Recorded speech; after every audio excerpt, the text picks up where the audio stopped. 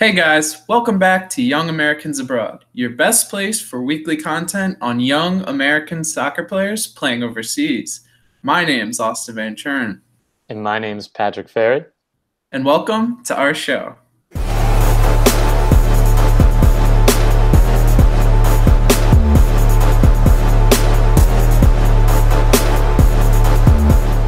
Well, guys, we have a little bit of a different episode for you today. We have some different names we want to talk about. Isn't that right, Pat? That's right, Austin. Plenty of great players, young Americans, finally enduring that rough time on the bench to make some debuts and starts. And we're excited to be talking about some of these players again. That's right. Yeah, there's a few players we'll talk about today. They've had a pretty brutal start to the season, but things are looking up now. So let's get talking about them. Well, guys, the first player we want to talk about today is none other than Romain Gall. So, Pat, what has Romain done this past week? Yeah, that's right, Austin. Romain Gall has had a really good past week or two here. Just want to start with last weekend and a 4-0 win against Örebro. He actually scored in that game, and then most recently had a screamer in like the 65th minute. It was a really nice goal. He kind of received the ball in midfield, turned, and had a nice, good touch out to his right foot and just had a beautiful curler. Kind of slipped at the end of his shot, but a curler right into the upper 90 of the right corner. So that's 2 goals in the last 2 games. And I think that brings his tally up to the 6th goal for the club and 12th overall during the entire season in the Allsvenskan. Because as we know before, in the first season of YA, he was, elsewhere. So at Sundsvall. Yeah. So, yeah, it's good to see him kind of getting back in the scoring sheet because he had a little rough outing a few weeks before. He wasn't getting off the bench, so that was a little bit of a concern because we haven't really been talking about him, Austin. Yeah, he did, suffer a few games on the bench, and I believe he came in as a substitute in some of those games, but yeah, he was definitely, playing for Malmo and then wasn't really playing for Malmo. But it looks like he's, broken out of that slump or has at least gotten on the field more in the past few weeks, which is good to see. Yeah, definitely. And he's scoring goals when he comes on. So that's the key right there. But yeah, he again has been deployed more in that left midfield kind of role for Malmo. So he's definitely used as kind of a good attacker in the midfield. So it's great to see him, like you mentioned, come back on and really make an impact, especially because the Allsvenskan has a weird timeline during the season. They actually have 1 more league game left until there's cups and the Europa League still going on. But they already, I think they were just finished match day 29. They have 1 more game left next weekend. So, yeah, pretty crazy. I know they have that weird little break in between, I think during the summertime, something like that.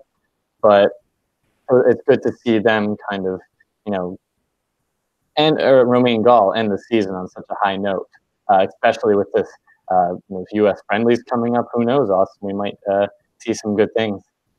Yeah, that would.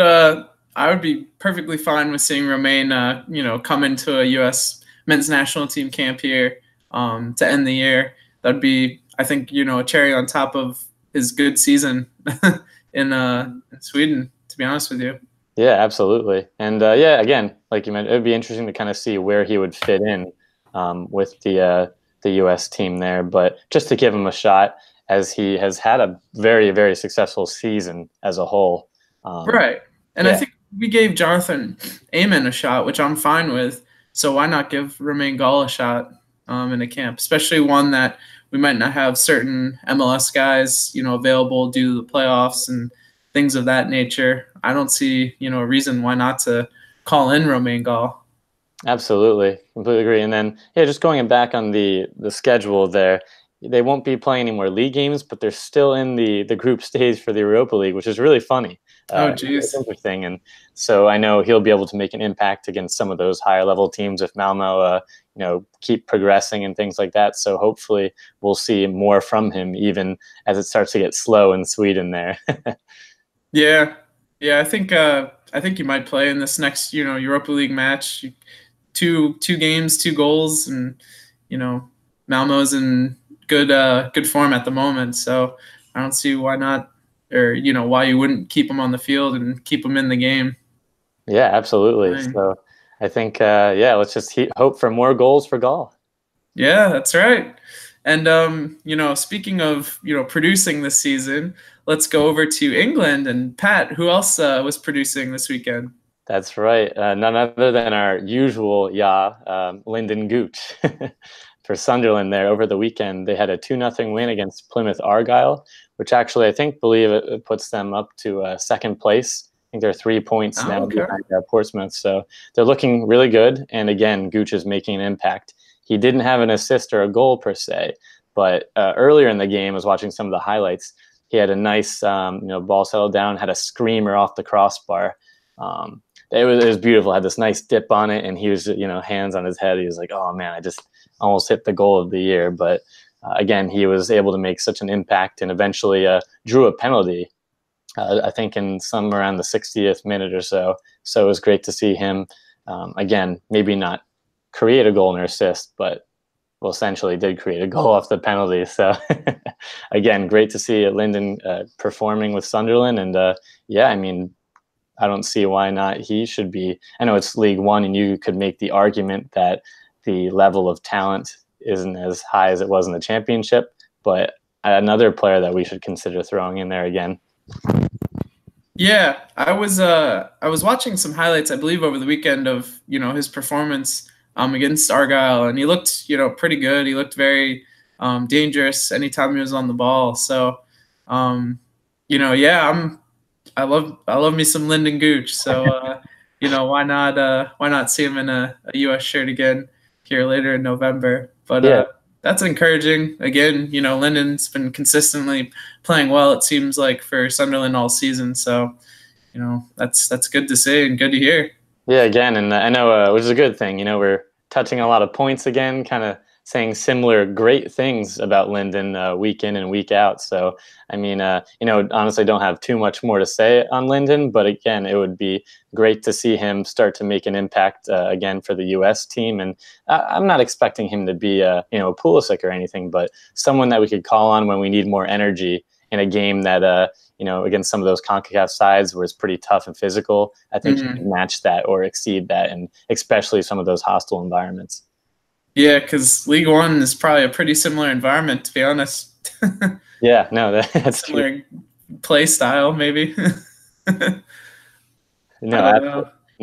agree with you there. Going to El Salvador or things like that, where it can be chippy and difficult. So love to see Lynden kind of power through with some of that that technical ability that he has along with that grit. So yeah, that'd be nice. No, we just have to get to qualifying. We gotta wait a little while. Fingers crossed. But yeah, kind of switching gears here, Austin, over to the Bundesliga. That's right. You're repping Schalke there, but we're gonna talk about another.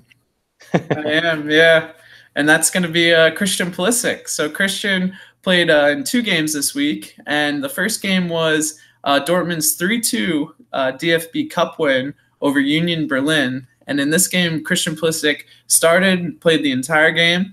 Excuse me.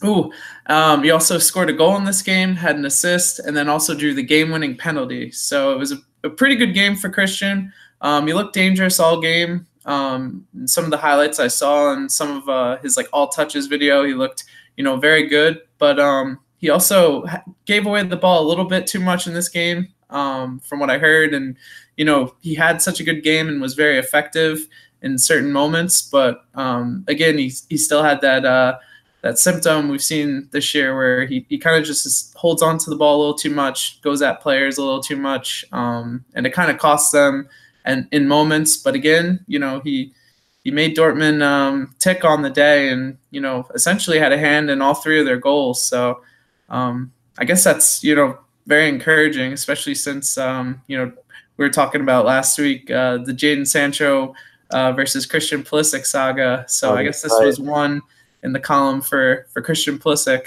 on the day. The saga continues, Austin. Oh yeah, always. Always this year. But yeah, and then going into the weekend, Christian Pulisic came off the bench and played 12 minutes for Dortmund in their 1-0 win over Wolfsburg.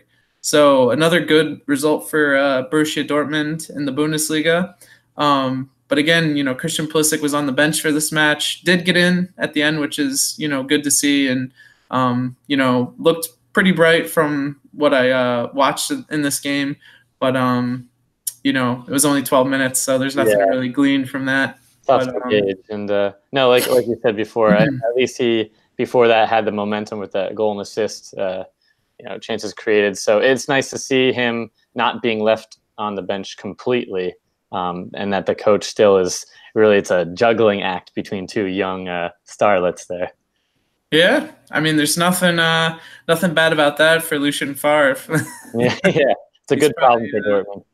Yeah, very good problem for them. So, we'll see. We'll see what Christian does. Hopefully, he stays healthy these next few weeks, so he can meet up with the U.S. men's national team here. That's a good point, Austin.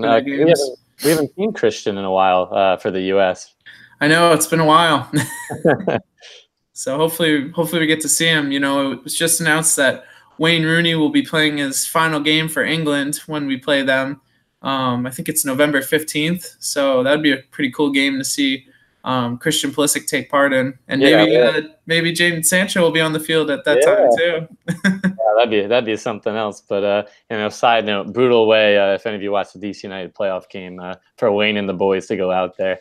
Oh yeah, tough end of the season for them. But oh well, we'll see what they can do next year. But so I would say a pretty good week for Christian Pulisic, and again a good week for Dortmund. So they continue to get wins and produce good results this season. So good for them. But now let's go back to England, Pat, and talk about another player, this time in the championship. And who would that be? That's right, and that is none other than Duane Holmes, who actually made his debut championship start for Derby County and a 3-1 win over Birmingham City there, Austin. So again, we haven't really, that's a name that we kind of brought up before when he made the transfer from Scunthorpe. Got on a few appearances for cup games, things like that, but not really in this crucial championship season. So it's great to see him, get that start. And again, a lot of the manager's reactions, Lampard, the fans on Twitter, things like that we saw were all really positive reactions, saying Duane Holmes had a really crucial, figure to play during that game and made some really good passes and just looked like he belonged with the first team there starting. So I know we were talking off camera that he replaced Mason Mount, who's having a really good rise with some of his loans, and so it's good to see Duane Austin kind of get on the field there, show the manager what he can do, and hopefully we will see him for the foreseeable future feature with Derby more. Yeah, and it seems like the fans really like Duane Holmes just from the short time he's been at Derby, because anytime he's been on the pitch for them this season, he's produced good performances. And like I think you just said, Pat, in this game he was man of the match for Derby. So that was another good performance since he's hardly getting on the pitch. That's pretty impressive. To see him being man of the match. Especially, and I was just going through some of the Twitter comments too, and I guess they kind of threw him into that central midfield role, which is a little unfamiliar, but adjusted really nicely. And again, kind of what we just both mentioned, that it's great to see him kind of train hard. I assume he's training hard, wait patiently on the bench, and when the opportunity came, he took it. So hopefully Lampard will have more of a headache thinking about his match day squad selection. Yeah, and hopefully he just gets more minutes. Like you said, Mason Mount's at the club and is a very good player and up and comer. But if Duane Holmes can just be that guy who consistently makes the 18 for Derby, I think that's good enough. Because Derby are pretty high in the table right now in the championship, right? Yeah, I think they're in 5th place, I believe. And again, 1st through 5th is all within 1 or 2 points away. So I know Norwich is up there, a few other prominent teams there. But again, it is good to see Derby staying up. And if Duane Holmes can be an impact throughout their process to get up to the Premier League, that'd be exciting. Yeah. Definitely would be. See him go at DeAndre Yedlin and some of the other guys. Well, maybe if DeAndre is still in the Premier League next Yeah, year. maybe they'll switch there. Hey, big win this week. Big win. That's right. That's right. But yeah, again, good for Holmes there, and again, we want to kind of touch on another player, Austin. Exciting to see him, talking about him again in the Eredivisie there. Yeah, that's right. And he was kind of stuck playing for the 2 team over there in brutal, Austin, brutal. Holland, and that would be Erik Palmer-Brown. So Erik actually played 90 minutes for NAC Breda this weekend in their 2-1 win over Heracles, which was a very good win for them because going into the game, I believe they were bottom of the table in the Eredivisie, so they really needed to get any points from this game, and they got a full 3 points with Erik starting and playing a good game. So yeah. That's really good to see, just based on those simple facts alone. For sure. And Austin, first win in 9 games for them too. Oh my goodness. So. Yeah. Like you mentioned there, they're right at the bottom of the table there. So yeah, that's definitely a big win then for them. And yeah, that's more important because Erik hasn't even played for NAC Breda, I believe, since like September 22nd. And like we touched on a little bit earlier, he's been playing for NAC Breda too, basically, which is the same league that Sergino Dest is getting minutes in as a 17-year-old, and he's, I think, 21 or 22 now. Yeah, so playing in that league, so not great. Not great, and good you just touched on it, but I think Brian Scaretta said on Twitter that this was a really important game for EPB because we've seen him on the U.S. men's national team level. We've seen him play, all sorts of different with a variety of loans there, so all over the globe there, and in MLS that he is a first team player. He should not be on young NAC Breda there. So no, not at all. So yeah, I think this was a very important game for him. Again, another American that had to endure some trials and tribulations, and hopefully this is the light at the end of the tunnel, and he keeps going. Yeah. I mean, I don't see why it wouldn't start the next game for NAC since they won. Yeah, right. Hopefully, doing well in this opportunity leads to another opportunity, which leads to another opportunity, and like we said, gets his season back on track, and gets NAC Breda's season back on track as well. Absolutely, and also another center back that is hopefully on the rise as opposed to Miazga right now. So. Yeah, really. That situation still concerning because I don't think he featured for not this weekend. Nope, I don't think he was even included. If don't quote me on this, but I don't think he was even in the 18 or anything. Oh boy, not good to hear. Not good to hear at all. Yeah, at least we got him playing games now in Europe, so that's I guess somewhat comforting, and I don't know. I'd still like Matt Miazga playing games. No, absolutely. To be honest with you, but yeah. But yeah, I guess now let's go over to Scotland and talk about Emerson Hyndeman a little bit, because he's been playing this year, Pat. But Hibernian's not that great of a team. Let's be honest here. Yeah, completely agree. But Pat, how has he looked recently? Yeah, I guess he's looked pretty good.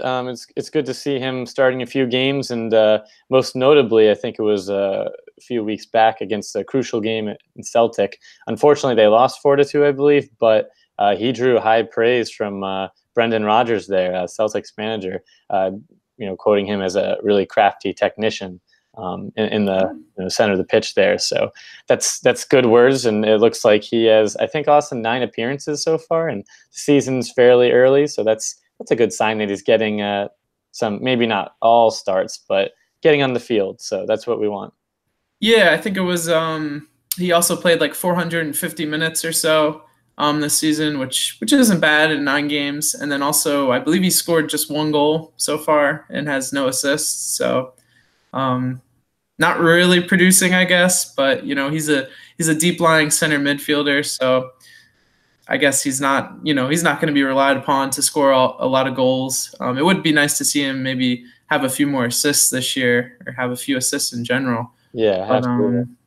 Yeah, that's good. At least he's playing, and playing in a first division somewhere, as opposed to playing for Bournemouth's U23s or something like that. Yeah, that's a tough situation. I mean, Bournemouth has a great thing going. Eddie Howe's such a great coach, and it would be great to, again, a lot of greats. It would be good to see Emerson fit into the system there.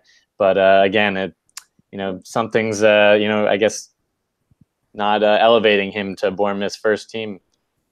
Yeah, I just don't think he has that quality.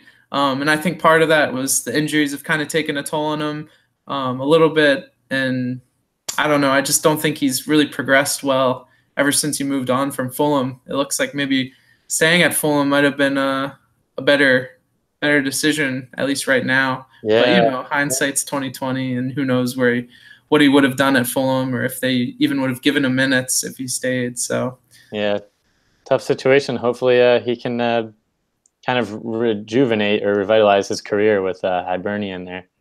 yeah. Now, my one question for you, Pat, is, and I know we didn't talk about this off air, so I'm putting you on the spot here, but Oh boy, just based on the fact that he's played for Hibernian this year, he's looked okay at times. Do you think there's any reason for him to get a call up for the men's national team, at least to just give him another look and see how he's progressing so far? Ooh, that's a good question. Honestly, I'd say at this time, no, just because I think there's a bunch of other players that I personally want to see.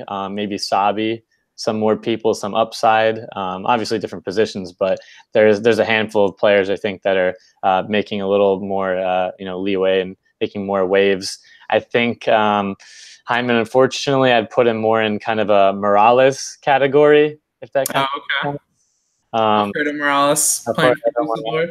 exactly. So again, Morales, similar, like getting some good minutes here and there, but just someone kind of almost a B squad player, I think, for the U.S. in terms of in terms of national team quality. I just personally don't see that right now. I don't know. What do you think? No, I think I think you're right. I don't really think I'm not like dying to see what he can do. I think we kind of have seen Emerson a decent amount so far in his career. And I don't think much has really changed since the last time we saw him. I know he has a few full USMNT call-ups and games or appearances, caps. That's the word I'm looking for, Yeah. I guess. But I don't know if his play really warrants one this year. I know we're giving caps to a lot of different players and trying things out, but I think, like you said, there's a few players in front of him that I'd like to see more, including like Russell Knaus or Knaus, however you say his name. Yeah, At he's DC really done well at United. United. Yeah. Yeah, he's looked pretty good this year, and he plays a very similar role to Emerson. Maybe Emerson plays a little higher up than him, but I'd like to see someone like him before I see Emerson Hyndeman again, because we haven't really even. I guess Russell Knaus or Knaus has gotten a call up here and there, but that was before he transferred to MLS and Yeah. got Right. consistent playing time. And I'd like to see him back in the fold. And then also Danny Williams is another player I'd like to see back. That's a good points right there. Just players that are a little ahead of Emerson, I think, in terms of quality there, like you just mentioned. Yeah.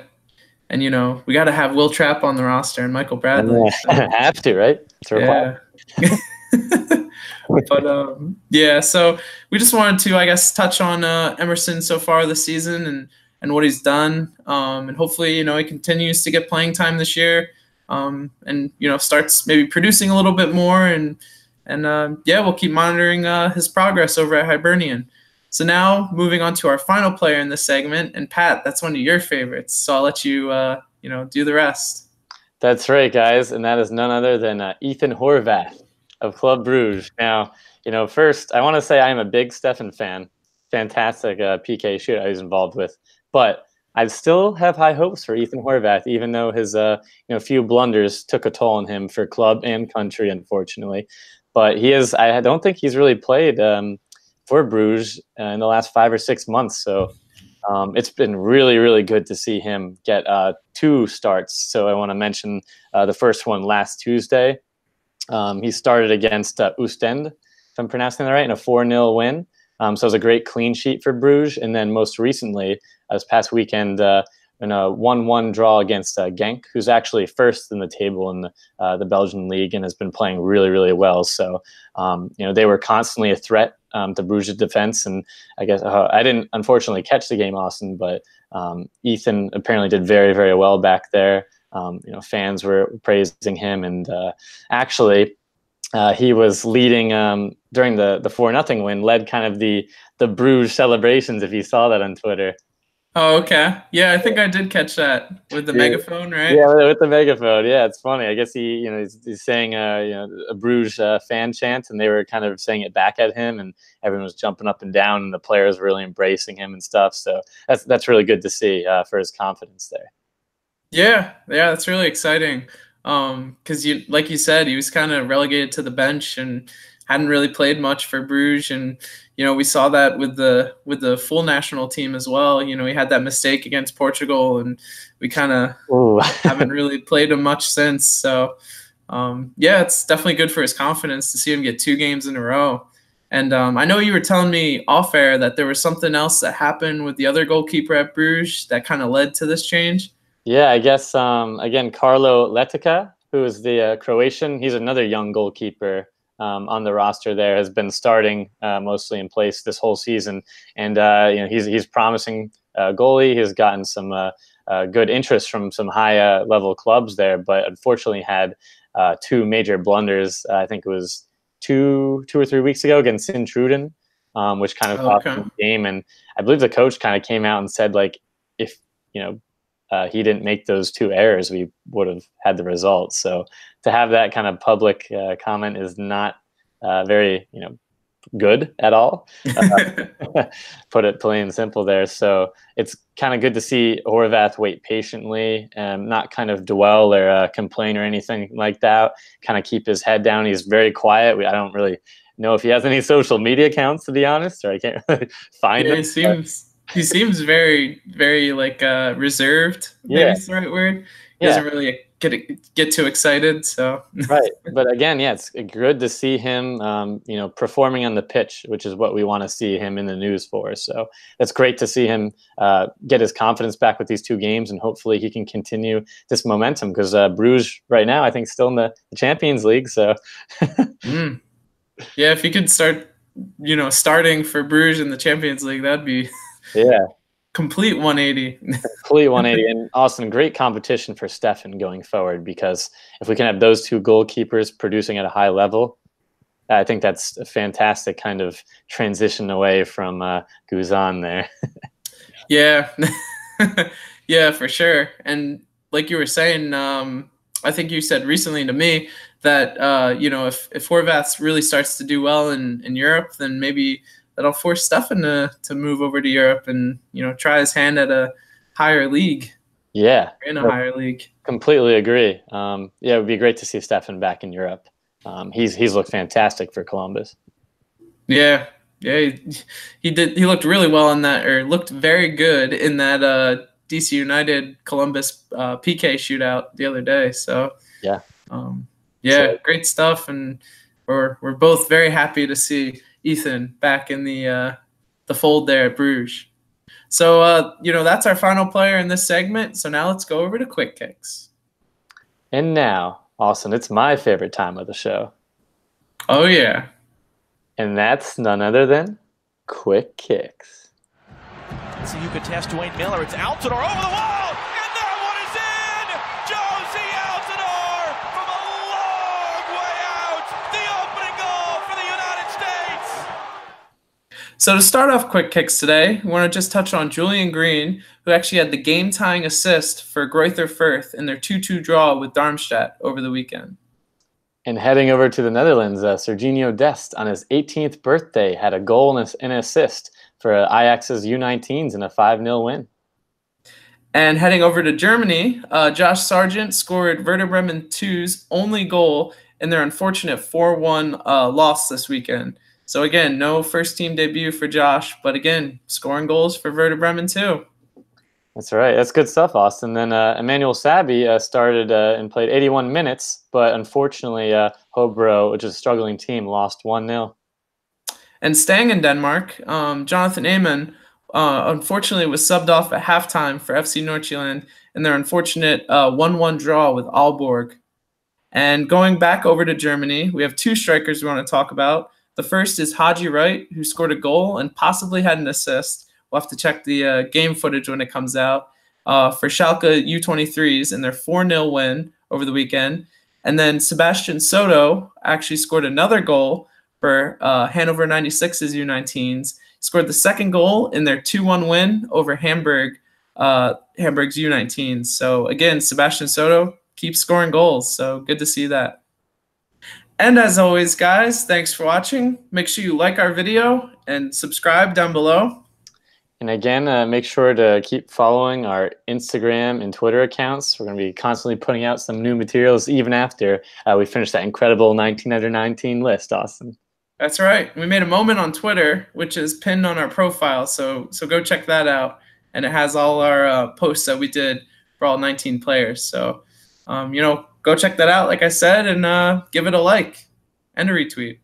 And a retweet. That's key there. And what also is very key and essential is one day, Austin, the U.S. will do what?